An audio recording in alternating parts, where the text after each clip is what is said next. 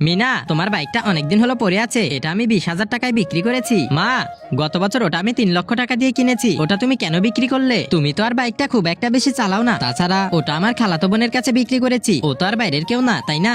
এই, তুই কিছু বলছিস না কেন? আরে, মা তো ঠিকই বলেছে।